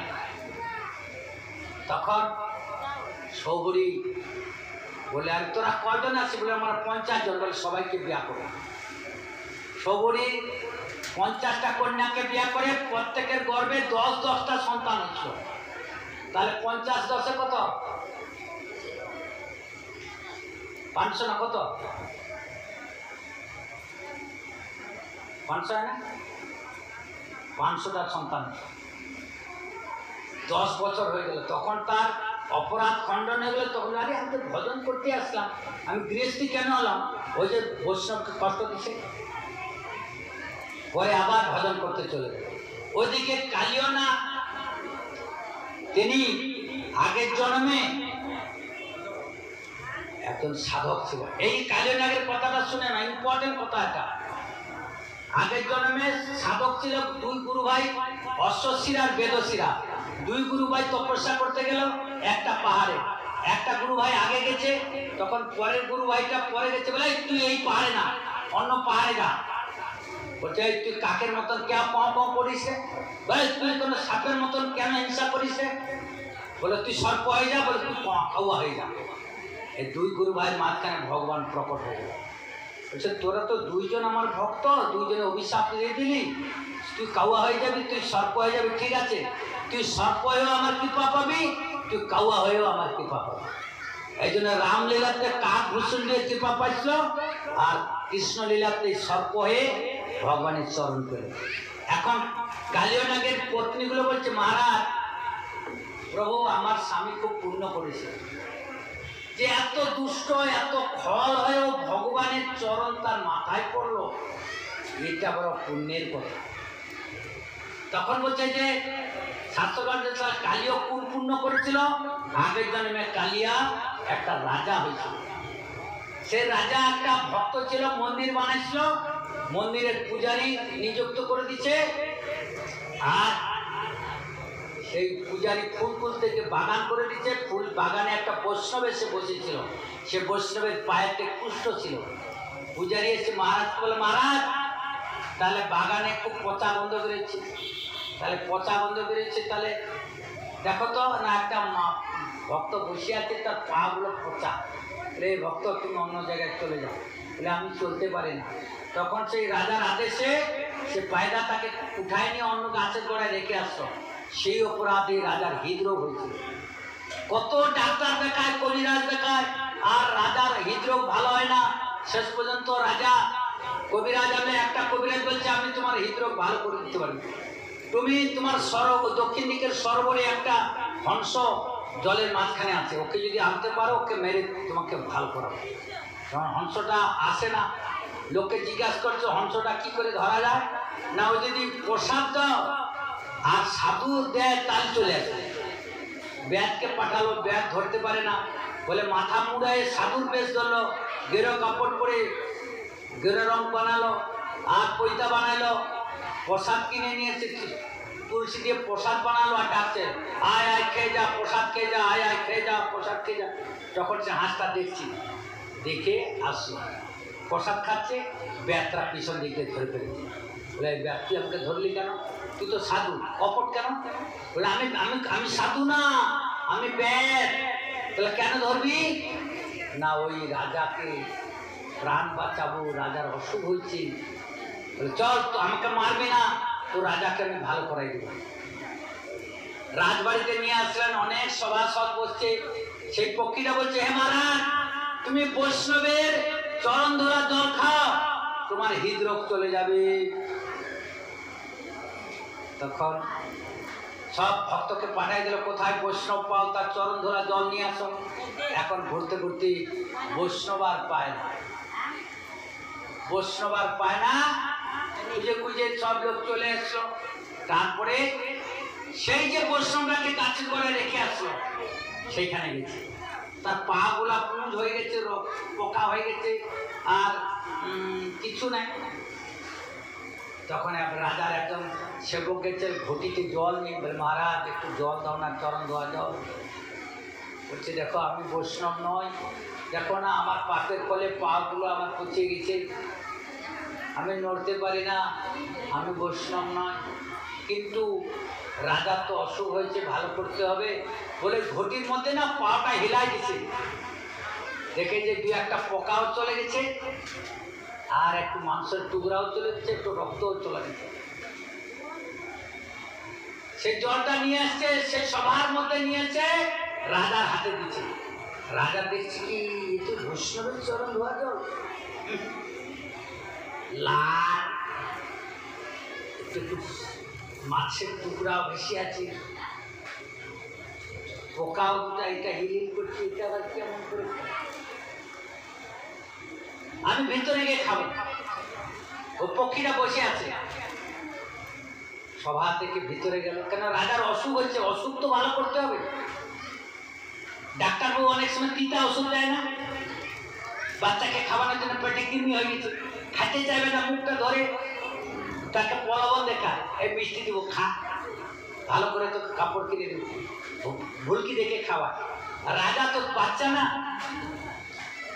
ঘরের ভিতরে গিয়ে জলটা হাতে ঢেলেছে, বলে আমার তো গা হাত জ্বালা পোড়া করছে, আর মস্তকে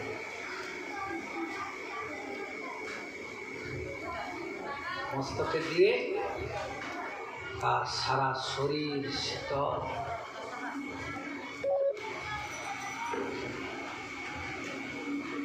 সারা শরীর শীতল, আমার অসুখ তো ভালো হয়ে গেছে, এখন আমি যদি নাই খাই, না বলে দিই, তাহলে তো হয়ে গেল। সেই জলটাকে ফেলাই দিল, আর সভা গিয়ে বলছে, এই পক্ষীকে ছেড়ে দাও, আমার অসুখ ভালো হয়ে গেছে, আমি চরণামৃত খাইছি বলে মিথ্যা কথা বলে দিল। সেই রাজা পরের জন্মে কালীয় নাগ, ওই যে মিথ্যা কথা বললো, ওই জন্য কালীয় নাগের মুখে হলো বিষ। আর মস্তকে যে দিয়েছিল চরণামৃতটা, সেই জন্য মস্তকটা তার পবিত্র ছিল, ভগবান সেখানে কৃপা। এই জন্য আমরা ভুলেও কোনো বৈষ্ণবকে, কোনো সাধুকে, তোমার বাড়িতে ভিক্ষায় গেছে, নাই তোমার বাড়িতে কিছু, হাত ধরেন সাধু বাবা, নাই বাবা, এক মুঠা এক গ্লাস জল খেয়ে যান। অনেকে বলে বাড়িতে বাবা আছে বলে মালিক টালিক নাই, মিথ্যা কথা বলে। সাধুর কিছু যায় আসে না, একটা গাছের পাখি যে এক বৃক্ষে না মিলে অন্য বৃক্ষে ঘুরে চলে যাবে, এক দুয়ার পড়ে থাকে, ভারতের সারা দুয়ার পড়ে আছে, সাধুর কিছু যায় আসে না। কিন্তু বৈষ্ণবকে কোনোদিন ঠকাবে, তাহলে তোমার রেহাই।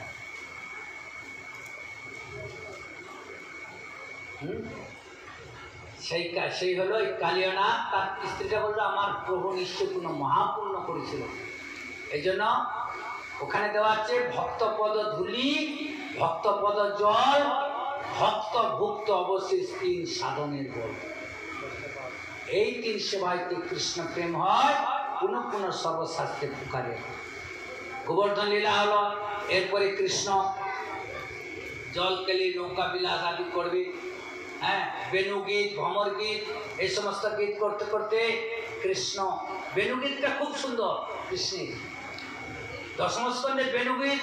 কৃষ্ণ যখন বেণুনাথ করছে, সেই মেঘ উড়ে উড়ে আসছে, মেঘ দাঁড়িয়ে গেছে, আর ময়ূর পেখম ধরে নাচছে, আর সুমিরন হাওয়াতে, সুমিরন ঝিরঝির বৃষ্টি পড়ছে, কৃষ্ণের বেণুর নাদে যমুনা উজান বয়ে চলছে, আর গাভী দুগ্ধ পান করছিল তার বাচ্চা, তার এত মুখ থেকে গেছে, গোপী রুটি ভাত দিচ্ছিল, তার ওইভাবে থেকে গেছে, হিরণ ঘাস খাচ্ছিল, ওইভাবে থেকে গেছে, স্থাবর জঙ্গম হয়ে গেছে, জঙ্গম স্থাবর হয়ে গেছে। কৃষ্ণ যেখানে তাকে বেণুগীত করছে, পাথর গলে গলে চলে যাচ্ছে, কৃষ্ণের চরণ ছাপ পড়ে যাচ্ছে, গাভীর চরণ ছাপ পড়ে যাচ্ছে। কৃষ্ণের বেণুগীত বড়ই সুন্দর। ময়ূর দেখছে প্রভু এত সুন্দর বেণুনাদ করছে, কি দেব, আর নৃত্য করতে করতে তার পেখম গুলে কৃষ্ণকে নচাবার করছে। কৃষ্ণ ময়ূরের পেখম নিয়ে মস্তকে ধারণ করছে। এই জন্য কৃষ্ণ লীলার সহায় হল ময়ূর। ময়ূর ব্রহ্মচারী, ময়ূর ময়ূরী, কৃষ্ণ লীলা সহায়ক। এখানে এই তত্ত্বটা সবাই জানে না, কি জানে না, কেন কৃষ্ণ ব্রহ্মচারী, ময়ূর কেন ব্রহ্মচারী? কার্তিকের বাহন হল ময়ূর, কার্তিক ও ব্রহ্মচারী। একবার এই যে মা দুর্গা কার্তিকের রূপেতে মোহিত হয়ে যায়, এই কার্তিক একান্তে চল তোর সঙ্গে বিলাস করে। বলে, মা তুমি কি বলছো? না আমি সহ্য করতে পারছি না তোর রূপ দেখে। বলছি তুই দেখে নিবে মা, কিছুতে আমি শুনি না, চলো। বলে সেই নির্জন স্থানে নিয়ে গেছে, বনে আর সেখান থেকে একটা ময়ূর বেরিয়ে পড়েছে।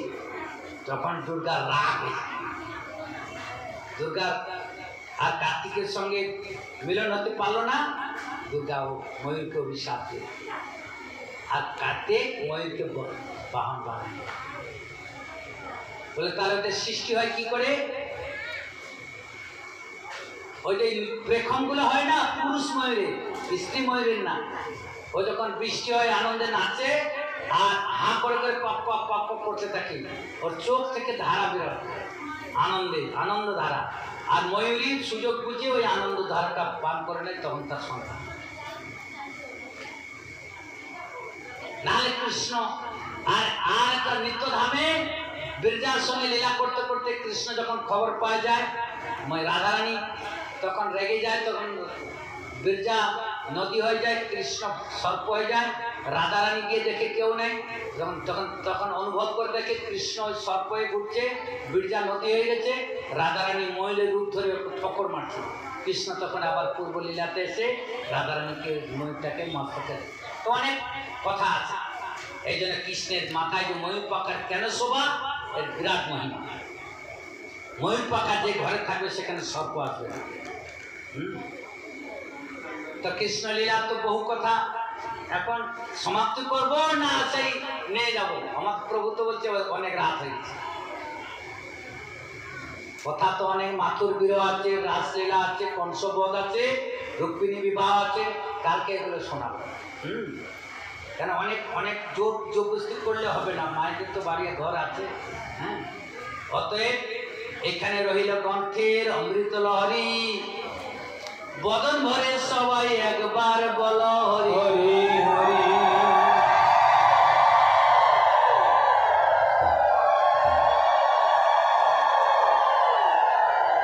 कृष्ण जिनका नाम है गोकुल जिनका धाम है, ऐसे शिव भगवान। और যশোদানন্দু ওই কিছু প্রসাদ কমিটিকে দিয়ে দেন, যারা যাচ্ছেন ওই কমিটির কাছে প্রসাদ নিয়ে যায়, কিছু প্রসাদ কমিটিকে দিয়ে দেন, কিছু প্রসাদ রাখুন, দিয়ে দেন কমিটির কাছে প্রসাদ নিয়ে যান। যারা আরতি হবে, আর তো 10 মিনিট লাগে, দর্শন করে যান, 10 মিনিটের সংসার দিতে যাবে না। कृष्ण जिनका नाम है गोकुल जिनका धाम है, ऐसे शिव भगवान को बारंबार प्रणाम है। कृष्ण जिनका नाम है गोकुल जिनका धाम है, ऐसे भगवान को बारंबार प्रणाम है।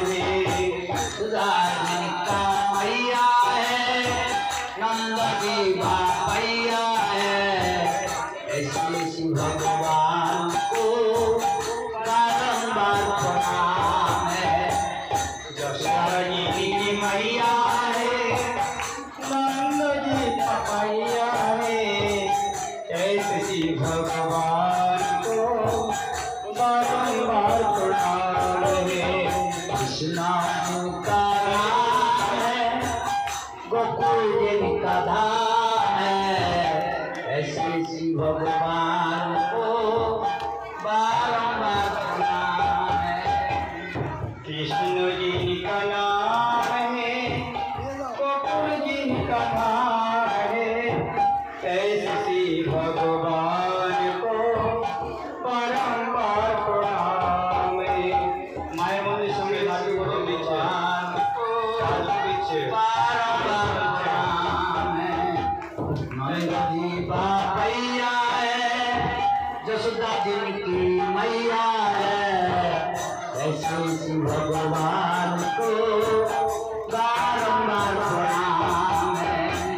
यशोदा जी की मैया है, नंद जी पपैया है, ऐसे भगवान को बारंबार प्रणाम। मैं घूमता नदी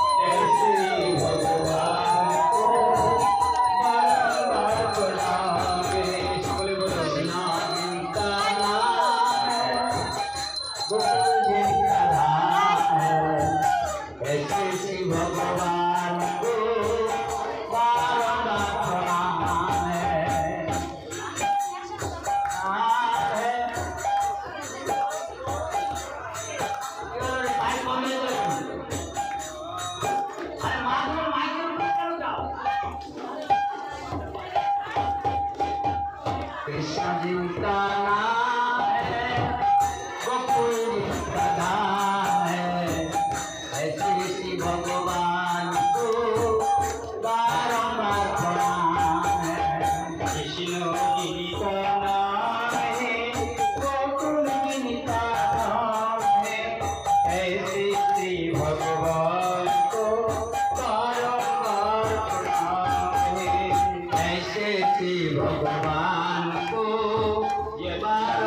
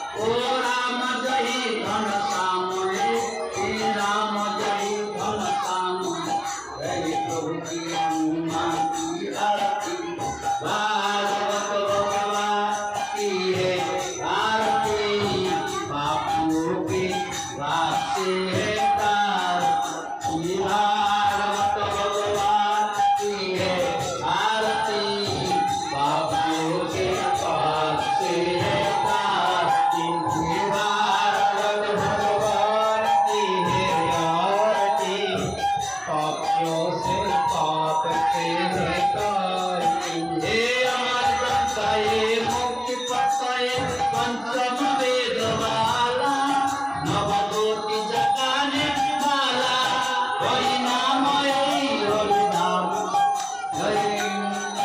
हरि नाम जय जगमंगल की आरती पापियों के पाप से है तारती जय शांति के पावनी पाप मिटाने वाला हरि दर्श दिखाने वाला असुर करने जादूगर श्री मधुसूदन की आरती पापियों के पाप से है तारती हे मधुर बोल जब भंग बोल मार्ग दिखाने वाला विग्रह बनाने वाला श्री राम जय घनश्याम जय प्रभु की महिमा की आरती पापियों के पास से है तारती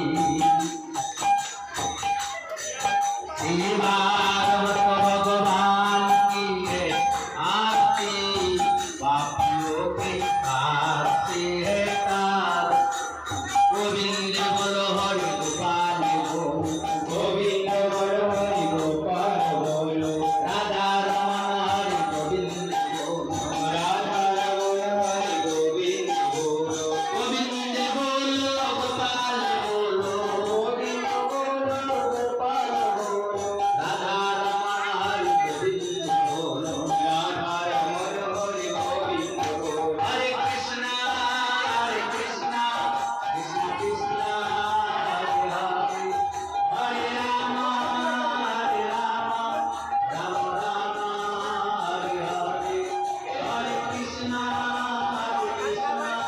कृष्ण कृष्ण हरे हरे हरे राम राम राम हरे हरे हरि हरि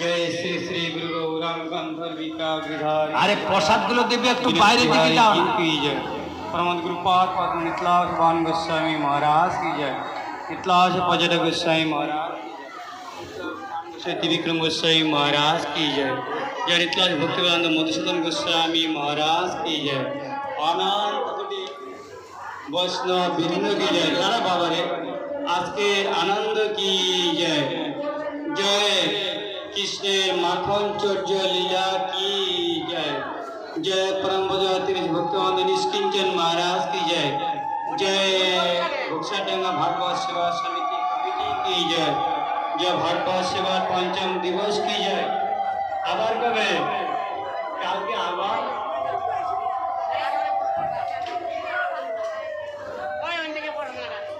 हरे कृष्ण हमारा